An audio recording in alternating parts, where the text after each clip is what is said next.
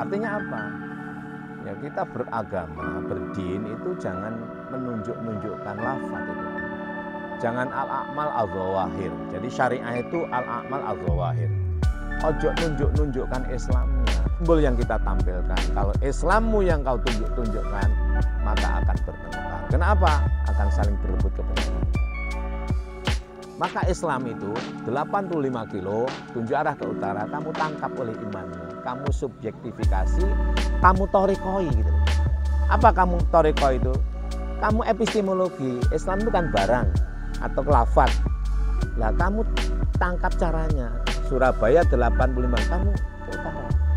Terserah mau naik bis, mau jalan kaki, mau naik motor. Yang penting sampai di Surabaya. Ya. Proses kita menuju Surabaya 85 kilo dari Malang ke utara, naik bis, naik ini namanya iman. Ekspresi iman. Maka jangan menunjukkan iman. Kalau kamu menunjukkan iman, cenderungnya kamu akan mudah mengkafirkan orang lain. Maka Islam, iman, Islam, thariqah ini harus kamu hakikati. Kamu temukan maknanya sehingga menjadi ihsan namanya. Maka yang kamu sajikan adalah ihsan. Apa itu? Al-ihsan an ta'budallaha ka'annaka tarahu. Fa illam takun tarahu fa innahu yaraka.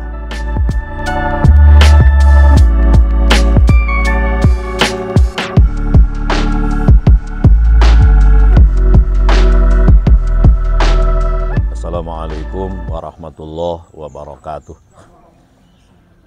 Alhamdulillah alladzi nazzala al-furqana ala 'abdihi liyakuna lil 'alamina nazira. Asyhadu an la ilaha illallah wahdahu la syarikalah wa asyhadu anna sayyidana wa nabiyyana Muhammadan 'abduhu wa rasuluhu sallallahu alaihi wa ala alihi ashabihi arsalallahu basyira wa nazira wa da'iyan ilallahi bi'idnihi wa sirajan munira. Allahumma salli wa sallim wa barik ala habibina wa syafi'ina qurrati a'yunina wa maulana Muhammad ibn Abdullah wa ala alihi wa ashabihi wa asba'ihi wa man tabi'a hudah ila yaumil qiyamah. Amma ba'du. Para santriku semuanya dimanapun Anda berada, para santri Bait Al-Quran Nurus Sofa, baik putra maupun putri, dan para pemirsa channel YouTube Yai Mim Official. Selamat berjumpa kembali dengan saya Yai Mim, ngaji filsafat, tasawuf, dan thariqah. Kali ini saya berada di Taman Slamet, Kota Malang, mau melanjutkan kajian kita tentang sholat thariqah. Sholat thariqah, rukun qauli sudah selesai, jumlahnya 5, yaitu takbiratul ihram, fatihah, tahiyat, sholawat, dan salam. Sudah selesai. Rukun fi'li jumlahnya 6, yaitu qiyam atau berdiri, lalu rukuk, i'tidal, sujud, duduk di antara dua sujud, lalu duduk akhir. Sudah kita sampaikan pada pertemuan beberapa hari yang lalu. Kali ini saya ingin menyampaikan rukun sholat berikutnya, yaitu rukun ke-12 dan 13, yakni rukun qalbi dan tartib. Apa yang dimaksud dengan rukun qalbi itu? Rukun qalbi itu adalah niat. Yang qasdu syai'in muqtarinan bi fi'lihi, itulah niat namanya. Yaitu sengaja atau qasdu syai'in muqtarinan bi fi'lihi. Sengaja atau bermaksud melakukan sesuatu bersamaan dengan pekerjaan itu. Contoh misalnya ketika kita qiyam, maka ketika qiyam itu qalbu kita sengaja qasadna lil qiyam. Qasadna lil qiyam, yakni kita bermaksud untuk melakukan qiyam. Nah, ketika kita rukuk, rukun fi'li rukuk misalnya, maka qasadna lir rukuk. Maka yang di qasdu syai'in muqtarinan bi fi'lihi itu semacam itu. Ketika kita i'tidal, maka qasadna al-i'tidal Qasadna al-i'tidal. Jadi itu sifatnya di dalam hati. Artinya apa? Bahwa semua perbuatan di dalam sholat, baik itu qauli itu ucapan, takbir, bacaan Fatihah, bacaan tahiyat, lalu bacaan sholawat dan bacaan salam, semuanya itu harus diqasdu. Jadi qasadna takbiratul ihram, qasadna qira'ata takbiratul ihram. Kita bermaksud atau sengaja melakukan ucapan Allahu Akbar untuk takbiratul ihram dan seterusnya. Qasadna qira'atul Fatihah, rukun fi'li, rukun qauli kedua dan seterusnya. Jadi niat itu dalam hati. Jadi bukan diucapkan. Ada pertanyaan misalnya, bagaimana dengan kata usolli ya sebelum melaksanakan sholat? Itu bagaimana? Ya usolli itu bukan niat. Usolli itu kalau niat itu dilafatkan itu menjadi usolli. Apa itu? Ketika Anda ingin sholat berarti munnya usolli. Munine usolli. Ketika Anda mau jalan berarti amsi, kan itu kan? Amsi. Ketika makan kan dalam hatimu niat makan ya toh. Sengaja melakukan makan lalu akulu lek diucapkan. Akulu jadi usolli itu bukan niat tapi ucapan bila mana niat itu berupa lafaz. Bagaimana itu? Apakah wajib? Ya enggak sama sekali. Boleh enggak? Ya boleh-boleh saja asal kamu mengucapkannya sebelum sholat. Karena sholat itu dimulai dari takbiratul ihram bersamaan dengan qiyam.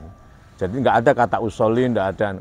Bagaimana dengan bacaan bismillah? Lah itu kan kullu amrin dzibalin la yubda'u fihi bi bismillah fahuwa aqta fahuwa abtar dan lain sebagainya.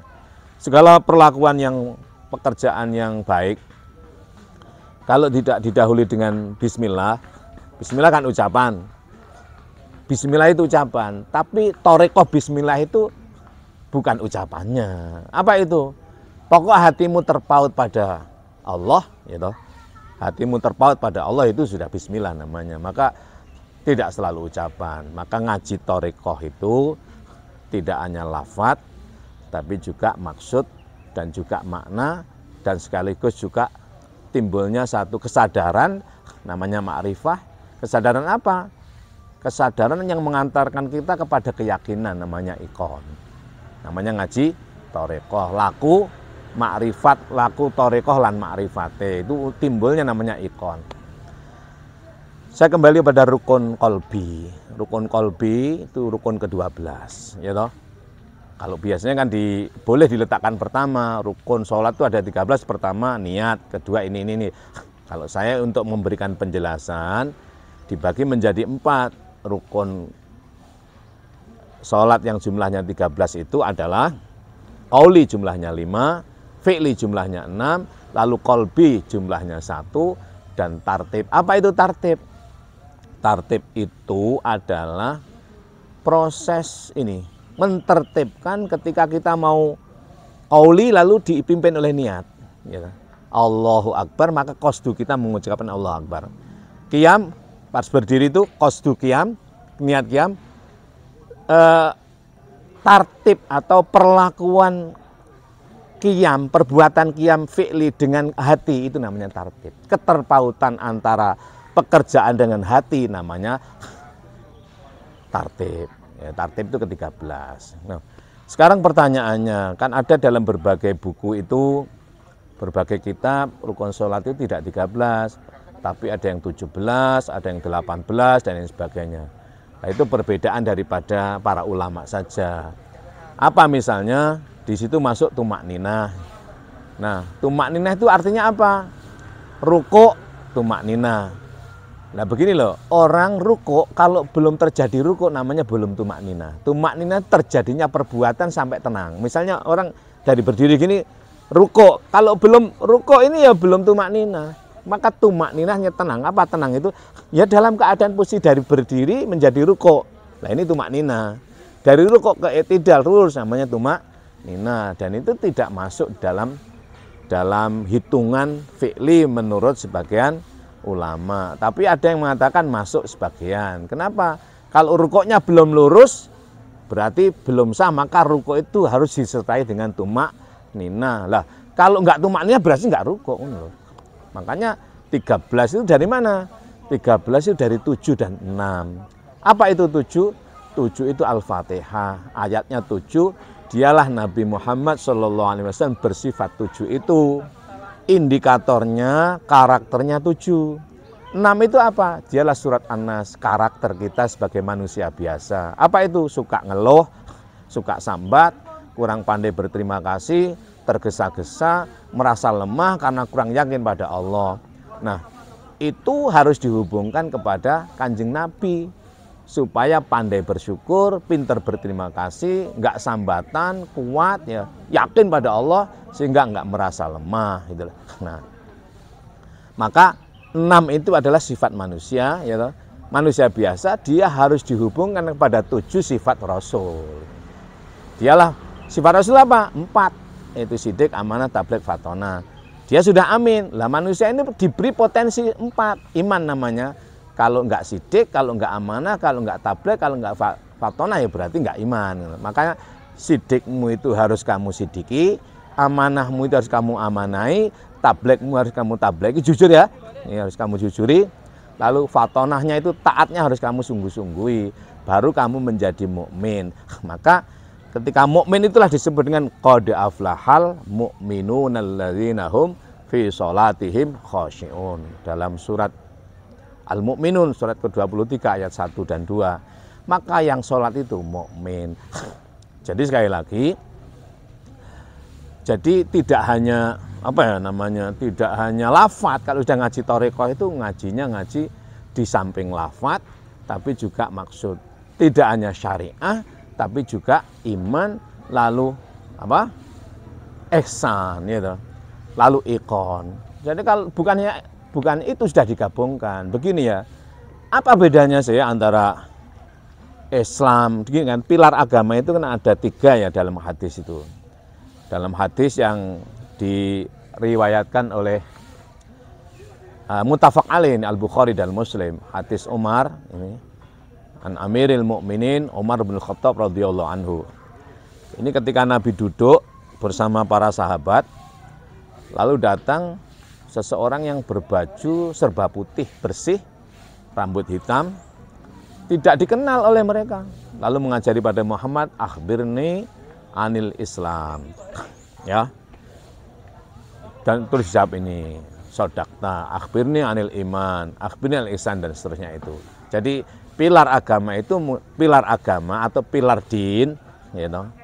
Pilar tatanan kehidupan itu 3, yaitu Islam, iman, ihsan, menurut hadis ini. Lalu para ulama menambah lagi untuk menjadikan kejelasan, yaitu ditambah dengan ma'rifah dan iqon. Maka Islam itu al-a'mal az-zawahir. Ini jangan ditunjuk-tunjukkan. Kalau Islam yang kamu tunjuk-tunjukkan, nanti yang lafat kan, lafat itu aja duduh-duduh, no. Lafat itu beda-beda gitu loh. Sering saya contohkan.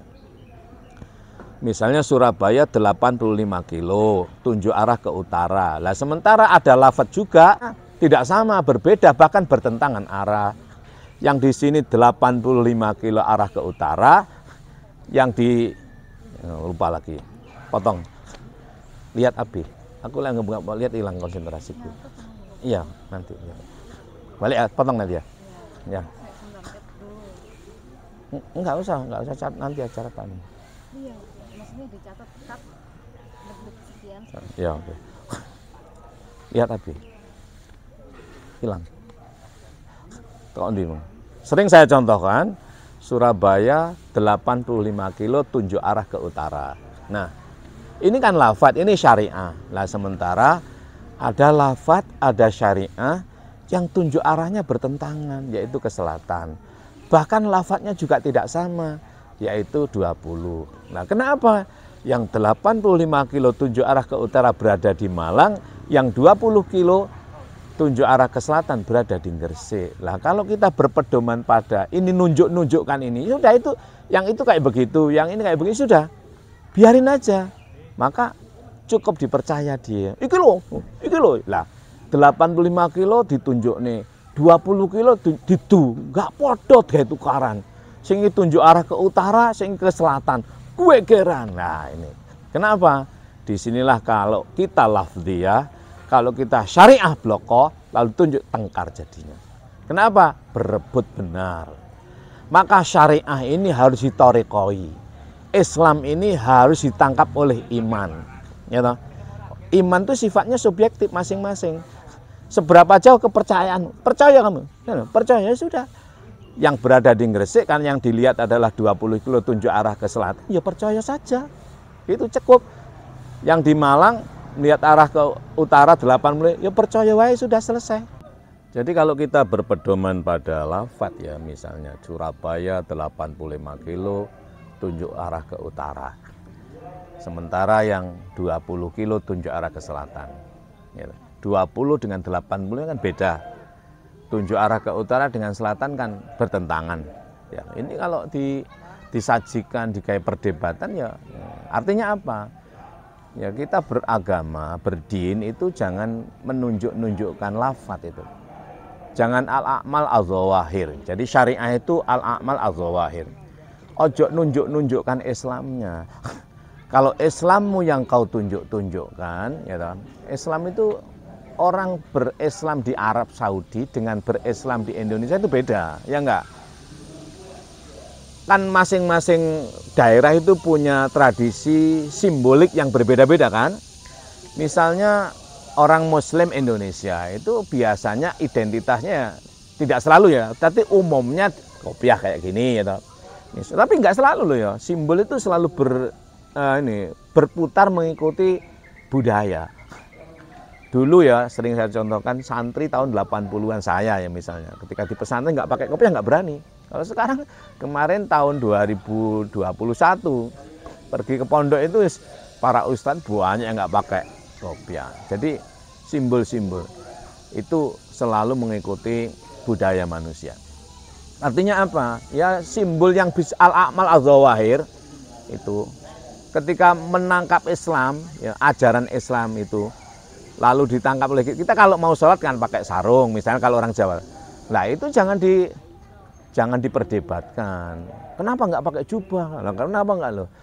Jubah itu tradisi Arab misalnya. Apa pakai jubah nggak boleh? Ya boleh-boleh saja kalau enak gitu loh.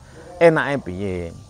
Maka Allah menegaskan dalam surat Al-Hajj ya, surat ke-22 ayatnya 32. Coba nanti dicek. Wa may yu'azzim dzalika wa may yu'azzim sya'airallahi fa innaha min taqwal qulub. Ya toh? Hendaknya sya'air ya, syariah yang simbolik-simbolik itu jangan sampai tidak muncul dari hati, ketaatan. Itu bisa dirasakan oleh kita. Kalau kita simbolik itu ya, kita sering tertipu. Lalu karena apa? Karena orang yang kadang kita misalnya ya, kita saking cintanya sama Nabi, lalu para habaib itu juga sebagai personifikasi kita cinta pada Rasulullah. Tidak semua orang yang hidungnya mancung itu Habib itu loh, ya kan? Kalau ada orang hidungnya mancung, kita panggil Habib, lalu dia nggak bisa apa-apa, Pak udeng-udeng, Pak apa, datang di satu majelis. Boleh nggak begitu? Ya boleh-boleh saja, siapa yang melarang. Tapi jangan serta-merta lalu bahwa yang simbolik kayak begitu dipercaya sebagai orang yang alim, belum tentu. Kita cium tangannya, kita minta doa, kita mohon dengan sangat, kita paksa-paksa untuk membaca doa dalam acara gitu. Akhirnya mocone nggak iso lah. Salah iso bang ini. Nah ini ya bukan salah siapa-siapa, nggak ada yang salah. Artinya apa? Bahwa ojo simbolik. Kalau simbol yang kita tampilkan, kalau Islammu yang kau tunjukkan, maka akan bertengkar. Kenapa? Akan saling berebut kebenaran. Maka Islam itu 85 kilo, tunjuk arah ke utara, kamu tangkap oleh imanmu. Kamu subjektifikasi sehingga mengfaktualisasi pada dirimu. Dalam kaji tauhid namanya kamu torekoi gitu. Apa kamu torekoi itu?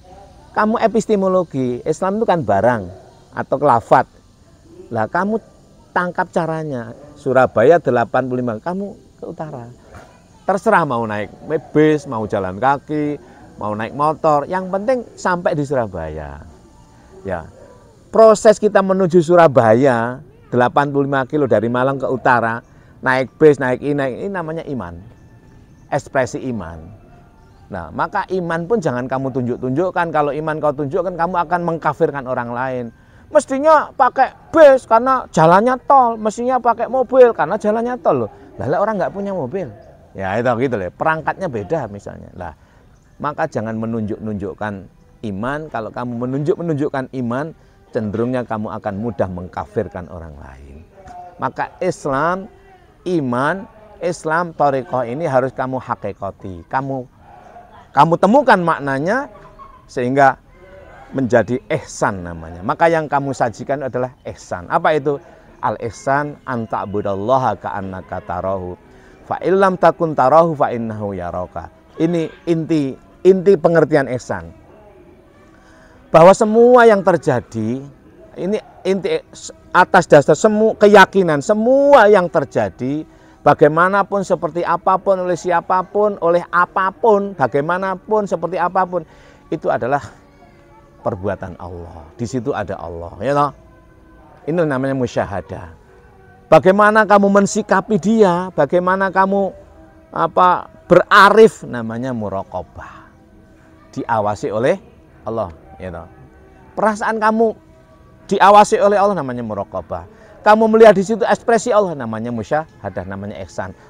Konsekuensinya kamu akan berakhlak al-ihsan, al-ihsaniyah, ay al-akhlak al-muhammadiyah, ay akhlak Muhammadin. Kamu akan berperilaku keterpujian. Inilah yang kamu sajikan itu. Jangan mensajikan Islam, jangan mensajikan iman, tapi Islam dan iman diolah sedemikian rupa lalu digodok menjadi ihsan, yaitu sajian. Ibaratnya begini loh, ibaratnya Islam itu bahan mentah lah. Kayak apa namanya? Kayak brambang, bawang dan sebagainya, kan piranti, uyah, terus kobis, macam itu jangan kamu sajikan. Kamu percaya dulu bahwa kobis ini enak dimasak jika diramu dengan bawang, brambang, uyah dan sebagainya, dimasak sedemikian rupa, kamu masak, kamu thariqahi, kamu imani. Iman itu thariqah, ya toh? Iman itu thariqah, dithariqahi, di epistemologi secara tepat, diolah sedemikian rupa, lalu kamu sajikan. Apa yang kamu sajikan? Bisa soto, bisa apa lagi? Apalah terserah itu, bisa rawon, bisa lodeh dan lain sebagainya. Maka yang disajikan adalah lodeh, namanya ihsan. Jangan menyajikan kobis, jangan menyajikan brambang, atau kamu berngeyel ria bahwa kobis itu hanya enak untuk dilodeh, nggak bisa selainnya. Lah ini juga ngotot namanya. Lalu orang yang meyakini kobis itu hanya sekedar untuk lalapan bakso, kamu kafirkan. Maka sekali lagi, jangan Islam yang kamu sajikan. Kalau Islam yang kamu sajikan akan cenderung saling menyalahkan dan terjadilah pertengkaran. Jangan imanmu yang kamu sajikan. Kalau kamu menyajikan keimananmu, kecenderungannya akan saling mengkafirkan. Maka kamu akan mengkafirkan orang ini, orang itu dan sebagainya. Islam dan iman kamu olah sedemikian rupa, yang kamu sajikan adalah ihsan. Apa itu? Al-akhlak al-karimah. Kepada apa siapa saja tanpa membeda. Pada orang beragama apapun kamu ihsan. Kepada apa hewan bagaimanapun kamu berihsan. Tentu ihsan ini memerlukan epistemologi lagi. Ihsan kita kepada orang tua berbeda dengan ihsan kita dengan orang non-muslim. Tapi ihsan itu loh. Ihsan kita kepada semut berbeda dengan ihsan kita kepada anjing. Anjing itu juga ciptaan Allah loh. Jangan kemudian karena anjing itu, yang najis itu anjingnya apa kamu? Anjing itu enggak najis. Siapa bilang anjing itu najis? Kalau kamu memegang, memegang atau bersentuhan dengan liurnya, maka dirimu menjadi najis yang harus kamu bersihkan. Itu dalam syariah begitu. Kamu siram 7 kali, yang terakhir pakai debu. Dalam thariqah, bila dirimu bersifat anjing, maka jiwamu harus kamu sucikan 7 kali, sampai sebersih-bersihnya. Bila perlu kerak-kerakmu itu menggunakan pasir, menggunakan zikir dan lain sebagainya sampai hilang. Apa itu sifat anjing? Sifat anjingmu harus menjadi sifat anjing yang positif. Dari jenggongi siapapun yang kamu anggap lebih maju. Misalnya kamu seorang ustadz ya, ono ustadz anyar kamu jenggong, kuk. Wih ustadz anyar wih sesat lah, ini kamu anjing. Lah ini kamu gunakan untuk menjadi anjing Ashabul Kahfi. Apa itu? Kuat melek, ya, setia pada tuan dan lain sebagainya. Anjing itu jam berapapun kan dia, kita lewat pasti jenggong, ya enggak? Nah, jangan benci anjing enggak najis. Siapa bilang anjing itu najis? Kita yang najis. Dirimu bila bersifat seperti anjing, najis, harus disucikan. Badanmu bila bersentuhan dengan anjing, anjingnya enggak najis, kamu yang najis. Jangan anjingnya disuruh mandi, mandi, kamu najis, enggak begitu. Begitulah ya. Nah, ini ya. Jadi jangan Islammu yang kamu sajikan, yang tunjukkan. Jika Islammu yang kamu tunjukkan, maka kamu akan bertengkar. Kenapa? Karena akan saling berebut kebenaran. Surabaya 80 kilo, tunjuk arah ke utara. Surabaya 20 kilo, tunjuk arah ke selatan. Podo bener tukaran. Jika imanmu yang kamu sajikan, kamu akan saling mengkafir-kafirkan. Kenapa? Aku tak percaya, tak toreko yo, iman toreko. Dari Surabaya, dari Malang aku naik motor. Lalu kamu yang naik selain motor berarti enggak salah kamu, ingkar kamu lah, kafir kamu dan lain-lain. Maka Islam, iman diolah sedemikian rupa, disajikan menjadi ihsan. Ihsan itulah yang kemudian menimbulkan satu pilar agama berikutnya, yaitu iqon. Puncak beragama itu keyakinan hamba kepada Allah bahwa semuanya bagaimanapun, apapun, seperti apapun, atas kehendak Allah. Wa'bud rabbaka hatta ya'tiyakal yaqinu. Dalam surat Al-Hijr, surat ke-15, ayatnya 99 terakhir, ya. Ayat terakhir, jumlah ayatnya 99. Jadi, tundukkan dirimu itu, apa yang kamu tundukkan itu, ya nafsumu itu kamu tundukkan. Sampai agar supaya bisa datang keyakinan. Artinya apa? Kalau nafsumu tidak kau tundukkan, anjingmu tidak kau sucikan, babimu tidak kau sucikan, ya toh, irimu tidak kau kendalikan, maka kamu tidak akan bisa yakin kepada Allah. Tundukkan dirimu kepada Tuhanmu, ya toh, kendalikan dirimu, anjingmu dan lain sifat jelekmu itu jangan mempengaruhi kamu, maka akan timbul keyakinan bahwa segala apapun, bagaimanapun keadaan apapun adalah yakin dari Allah. Wa'bud rabbaka hatta ya'tiyakal yaqin. Kalau sudah begini, maka ekspresimu pada siapapun apapun akan menjadi ihsan. Ya toh, akan menjadi baik pada siapapun. Barangkali begitu ya. Terima kasih. Ini berarti rukun sholat thariqah, rukun qalbi dan tartib. Jadi rukun, saya ulangi, semua kembali pada hati. Pekerjaan fi'limu yang qiyam itu kemarin maknanya apa? Ruku itu artinya apa? Kemudian i'tidal itu apa maknanya? Sujud itu apanya? Ini harus dipimpin oleh qalbumu. Secara tartib secara sungguh-sungguh, ditartibkan gitu loh, dibariskan begini oleh qalbi. Ya toh. Yang disujudkan apa kemarin? Bukan batuk, bukan ini. Secara syariah memang kening, kedua telapak tangan, lutut dan atraful qadamain. Tapi secara thariqah agar menjadi ihsan dan iqon adalah nafsumu, perutmu, dan itu oleh qalbumu. Nafsumu dalam perutmu itu yang harus kamu sujudkan. Batuk sekedar saja, gitu. Agar supaya apa? Agar supaya kamu menjadi orang yang arif bijaksana, yaitu ma'rifah. Agar kamu mampu berakhlak mulia, bersikap baik pada apapun dan siapapun tanpa membeda. Barangkali begitu. Terima kasih atas atensinya, khususnya selamat berjumpa kembali nanti di channel berikutnya para pemirsa. Saya Yai Mim ngaji filsafat, tasawuf dan thariqah bersama channel saya Yai Mim Official. Kita akan ketemu pada pertemuan yang akan datang. Wal-'afwu minkum wallahul muwaffiq ila aqwamit thoriq. Assalamualaikum warahmatullahi wabarakatuh.